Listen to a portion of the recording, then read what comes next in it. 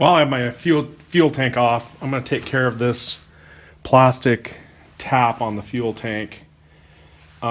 Should be pretty easy, simple to install. You unscrew this, there's a couple of O-rings in there. You got to pop this off with a screwdriver, and then there's a new one in here.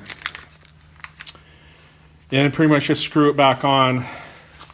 There's also, people are pointing out a design flaw with the plastic one. It's got this like hook here against. This actually, I think, holds in the fuel pump. We're not taking that off. But if you do hit this or twist it, it's okay. So this is actually a 17.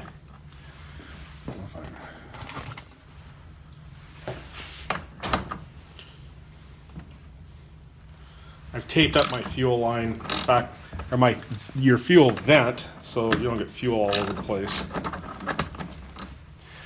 And I was told, yeah, there's a little bit of fuel that comes out of there, and it just did.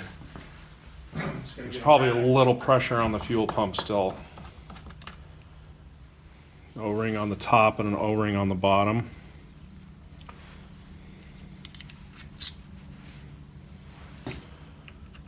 Right back on there. Make sure that O-ring is seated.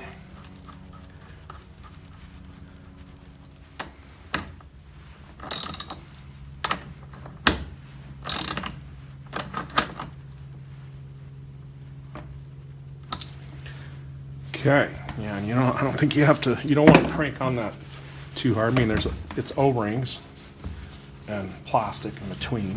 So, and here's the old one, so you can see exactly what direction this goes back in toward the bike to plug into the intake. So let's see how hard it is to pop this off. I've done it before when I remodeled my bathroom. I've used these things. Pried it off just using like a slotted screwdriver. You have to push down pretty hard on a bench somewhere and it pops off the collar.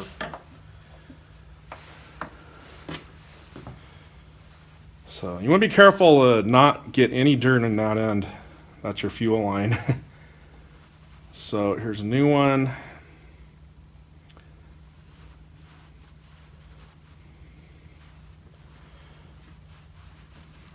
Back on. Just like that. And you can set how much torque these things use, and then it beeps at you, but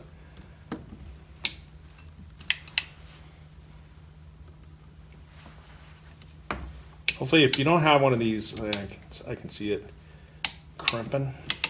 You could borrow one from a friend. Then there's a release. Go.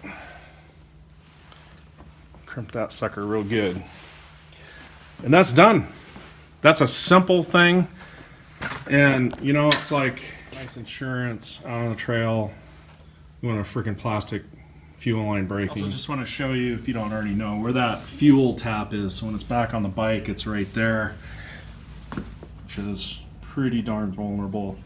It's worth $25, I think.